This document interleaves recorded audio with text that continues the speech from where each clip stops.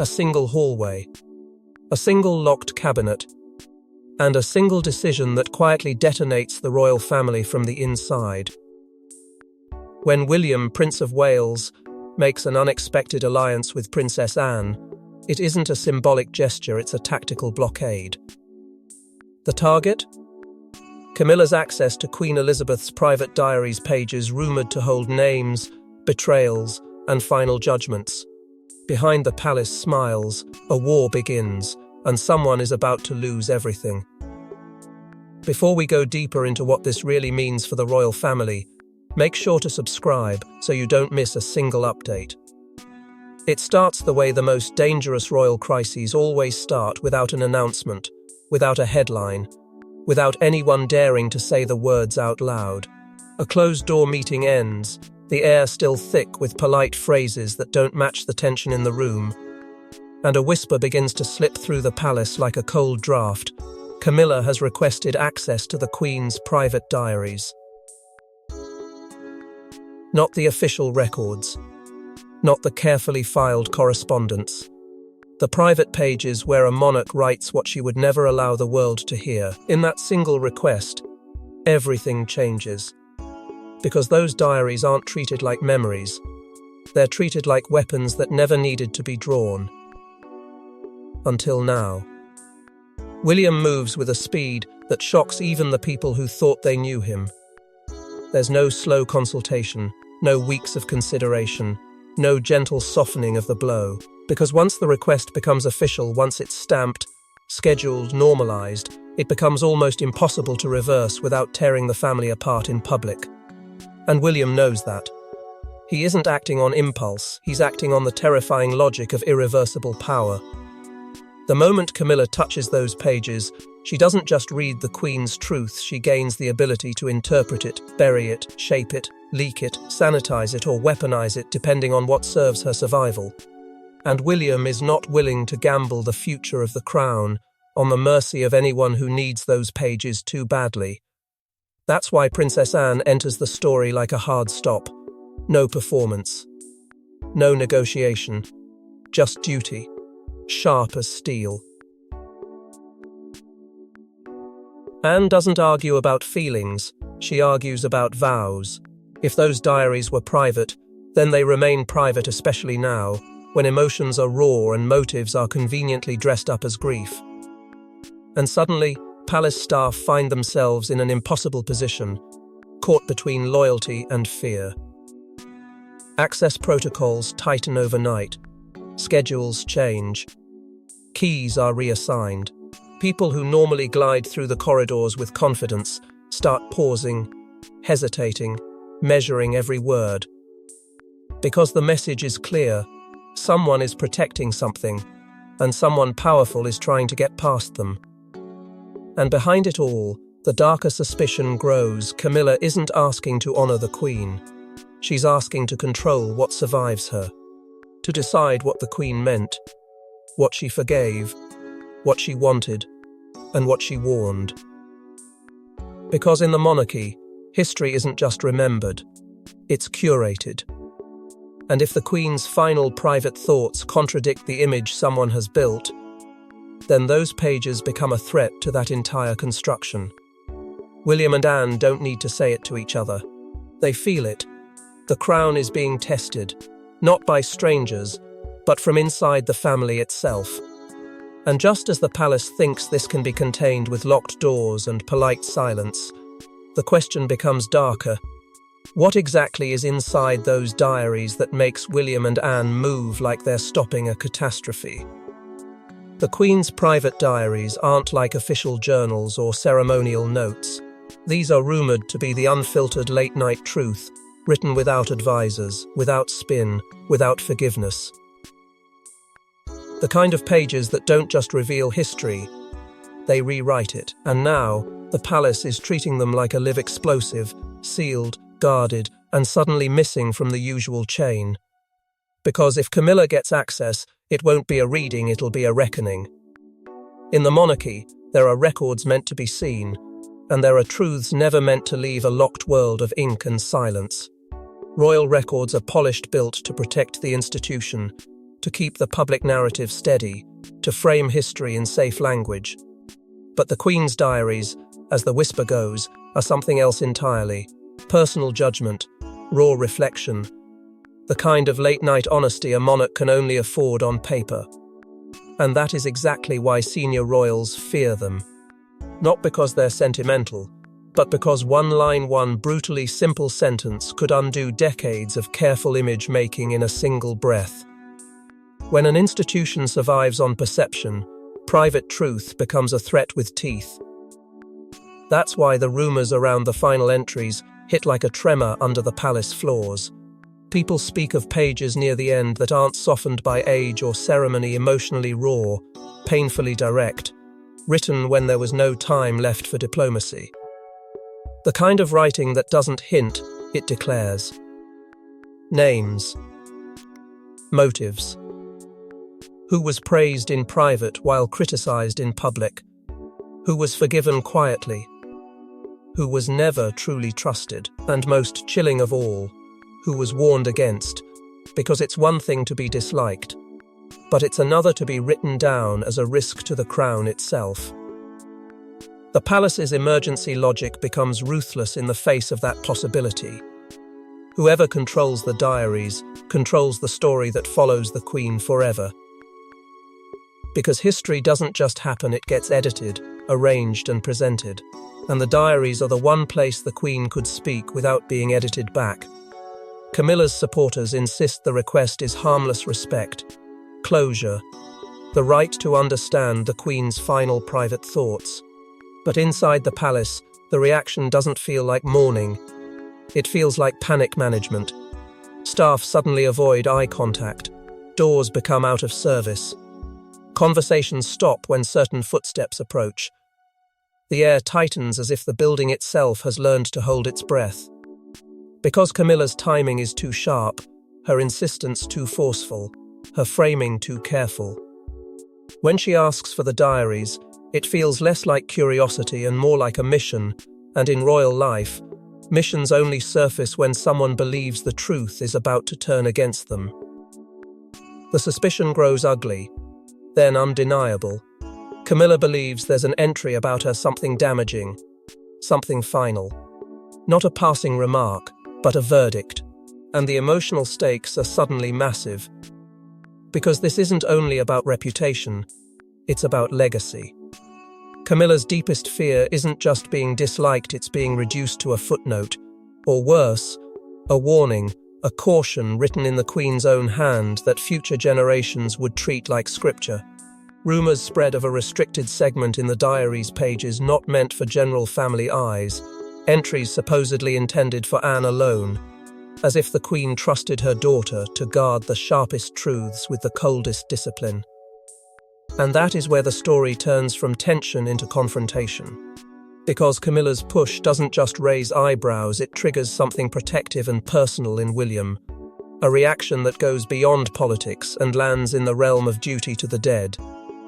He understands what's really at stake, not whether the diaries are read, but who gets to touch the Queen's private truth first. And that's when the palace realizes this can't be smoothed over with polite smiles. Because William doesn't just object quietly, he aligns with the one royal who never bluffs, never bends, and never forgets a promise, Princess Anne. If the monarchy is a machine, Princess Anne is the steel spine, and William is the future engine. They are not known for theatrical teamwork, which is why their alliance sends shockwaves through the inner circle. This isn't about personality clashes, it's about protection of the Queen's final privacy, her final voice, and her final authority. When Anne and William move together, the palace understands one thing: someone is being stopped on purpose. Anne's reputation has never been built on charm, and it certainly hasn't been built on compromise. She is absolute duty in human form, zero tolerance for manipulation, zero patience for emotional blackmail dressed up as tradition. For years, people inside the royal ecosystem have known one quiet truth. When Anne takes something into her care, it doesn't drift, it doesn't leak, it doesn't become a bargaining chip, it becomes sealed. And that is exactly why William reaches for her now, not because he wants a dramatic showdown, but because he wants an unbreakable barrier. His motivation isn't vengeance, it's containment. It's the cold understanding that the Queen's private truth cannot be allowed to be rewritten by whoever gets there first. Because in this crisis, the real battle isn't over a book, it's over what the crown will be forced to become after the Queen's voice is gone. William sees the risk with startling clarity. If Camilla gains access, she doesn't just read history, she gets the power to reshape it, to soften the sharp lines, to bury warnings, to pull out flattering fragments and discard the rest. And William's sense of betrayal, quiet, controlled, but burning, comes from the belief that this isn't about grief at all. It's about control of the narrative, control of the legacy, control of what the monarchy will say the Queen really meant. That's why he moves fast. That's why he doesn't wait for polite agreement. He knows delay is danger. The most dangerous moves in the monarchy are never announced, they're embedded into routine. Anne doesn't make speeches, she makes systems. And according to palace whispers, the diaries were protected by a quiet protocol put in place before the family even realized there was a race to control them. Locked cabinets, dual keys, chain of custody rules that look ceremonial until someone tries to break them. And Camilla, for the first time, finds a door that won't open for her. What follows is not loud rebellion, but a stealthy tightening of the palace's invisible machinery. The alleged Guardian protocol slides into place with a cold elegance. The diaries moved into restricted custody under Anne's oversight, handled by select aides who answer to her, not the household's usual power lines. Not because Anne enjoys power, but because she understands what happens when sacred things become negotiable. The dual key system turns access into accountability. No single person can touch them alone. No private moment, no back-channel favor. It's procedure that feels ceremonial on the surface, yet functions like a lock designed to withstand pressure. And William's role becomes even sharper here. He doesn't just support Anne. He escalates the entire matter from a family dispute into something far more dangerous, a constitutional risk. He frames it as protection of the crown's integrity, not an attack on any one person, because he knows the optics are a trap. If he looks petty, he loses. If he looks cruel, he loses. But if he looks like a future king guarding the Queen's final boundary, he forces the palace to treat the diaries as what they truly are. Not property, not memorabilia, but the Queen's last line of control over her own truth. And that's the emotional heart of the alliance, because underneath the hard edges and procedural language, this is grief turned into duty. Anne's loyalty is fierce because she refuses to let the Queen's private voice become a public tug-of-war. William's resolve is heavy because he knows some truths cannot be managed once they're exposed, and some powers cannot be trusted once they're tasted. The more Camilla pushes, the more it looks like fear of what those pages might contain. Fear of a final verdict written without mercy. Fear of being defined forever by ink she can't erase. And then the palace hears it, the first real sign that this is no longer quiet tension. Camilla's camp prepares a counter-move, one that could turn this from private dispute into an all-out royal crisis. Camilla doesn't storm the vault, she tightens the net. Calls are made, advisors mobilize. The language shifts from request to entitlement, from grief to authority. And suddenly, the palace is forced to confront a terrifying possibility. What if Camilla can force access through royal mechanisms designed to protect the crown mechanisms that now threaten to expose it? Because when power can't persuade, it can intimidate, and the diaries become the battlefield. The shift is subtle at first, almost elegant, the way palace pressure always is.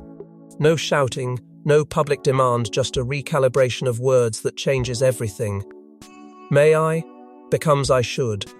Foreclosure becomes for duty. And behind that polished phrasing, Camilla's allies begin reframing the diaries as monarchical property. Not private papers, something that belongs to the institution, and therefore to whoever claims authority in its name. It's a dangerous argument because it sounds responsible. It sounds official. And that's the trap. Once the diaries are treated like crown assets, the Queen's private boundary becomes negotiable, something to be managed rather than honoured. Pressure points appear like invisible hands closing around the household. Logistics tighten. Access lists are reviewed. People who were once simply trusted are suddenly tested tiny loyalty checks disguised as routine requests. Aids are subtly reshuffled.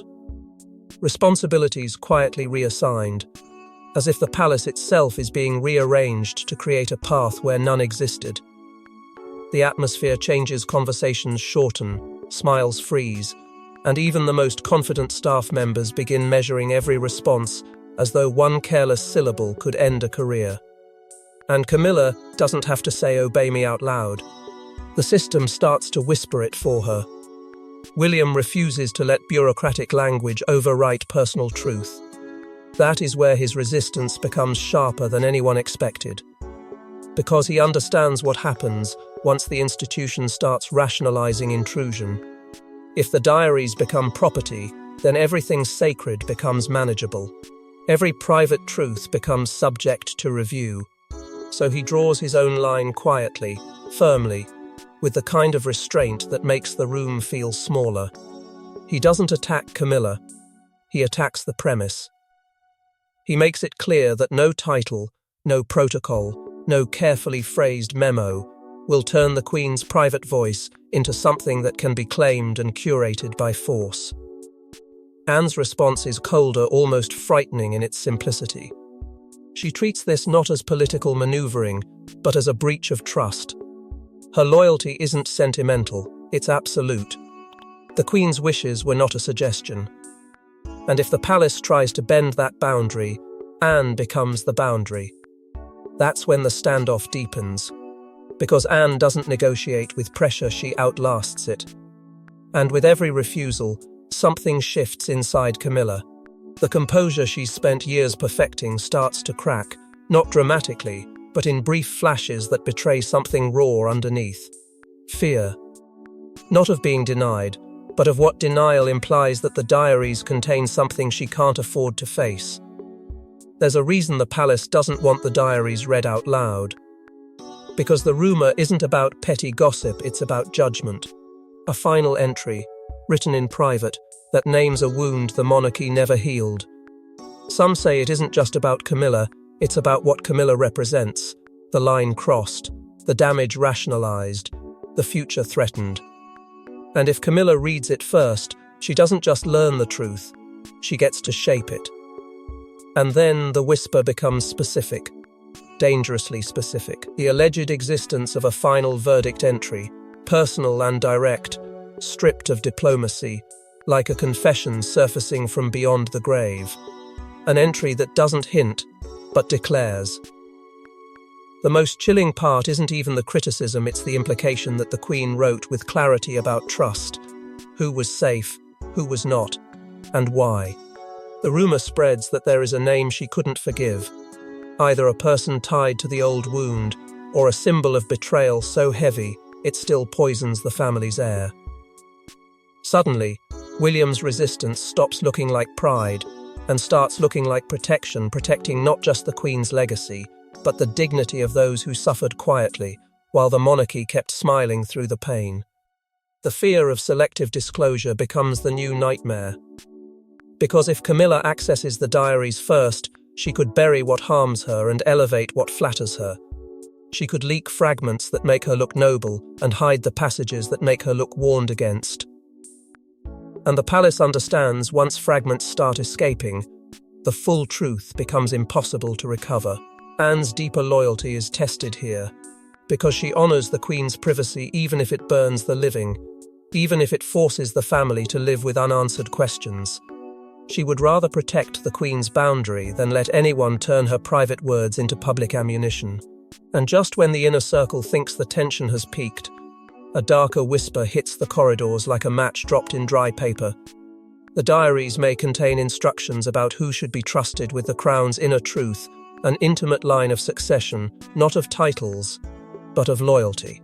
And as the rumor hardens into near certainty, the story escalates, because now it isn't only about blocking Camilla, it's about who will be blamed for the attempt, and what price the monarchy will pay for keeping secrets. Once the inner circle chooses sides, nothing stays private.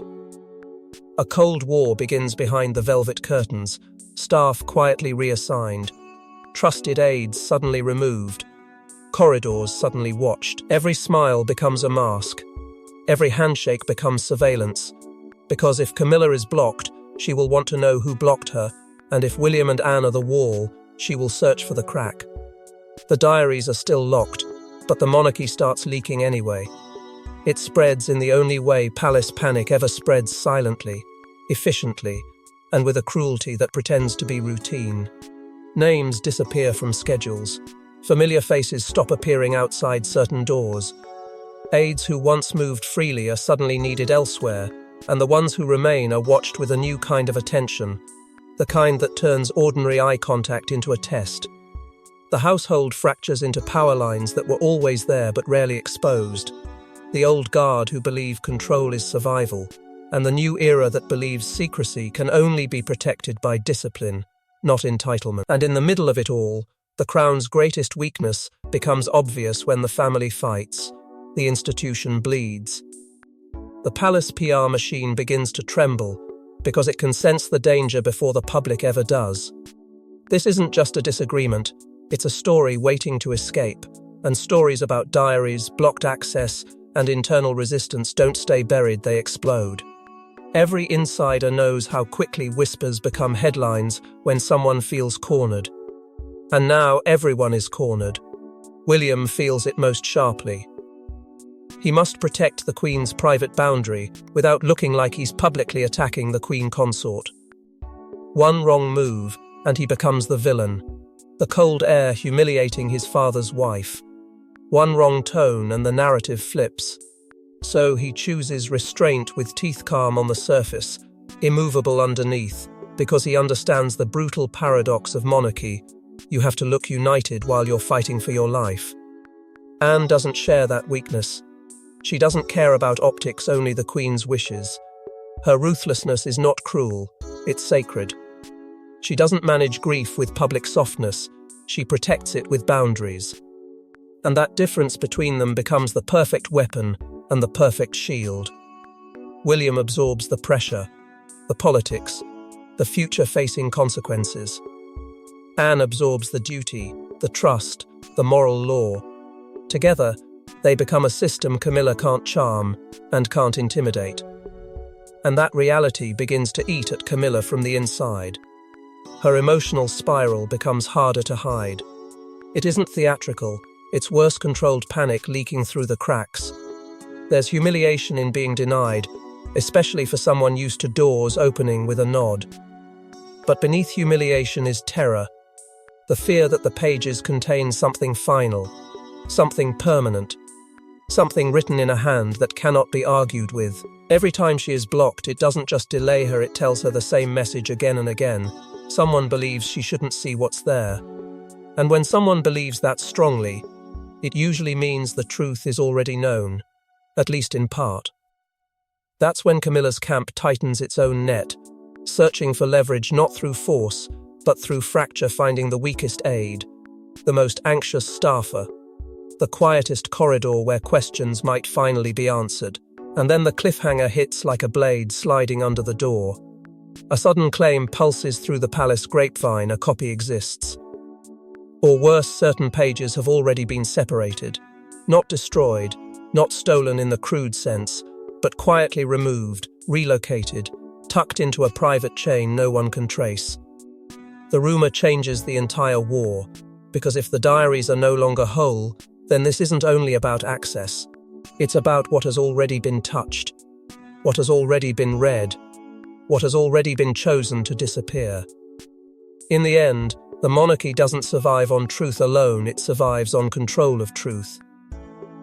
And when William and Anne make their final move, it's not just to stop Camilla from reading the Queen's diaries, it's to stop her from owning them.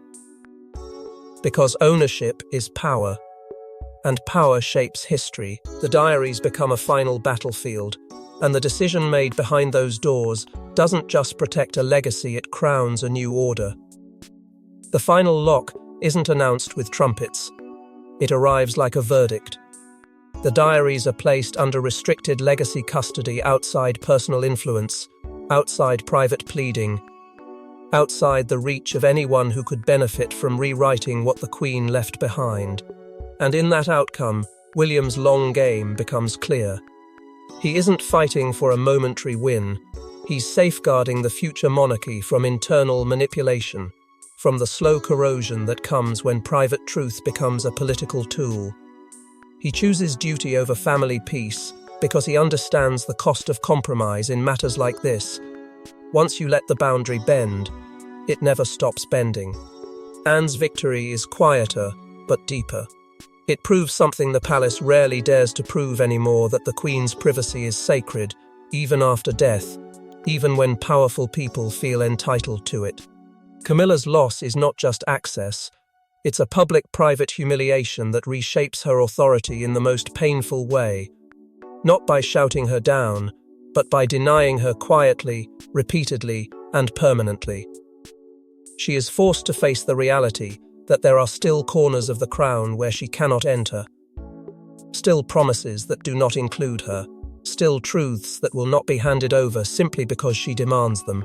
But the final twist is the cruelest part, because the diaries remain sealed, and yet the palace knows what they contain, or at least someone does.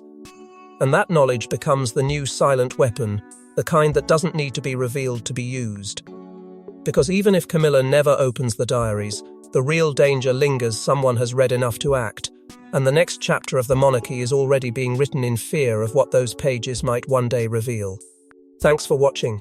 Please don't forget to like and subscribe, and we will see you in next one.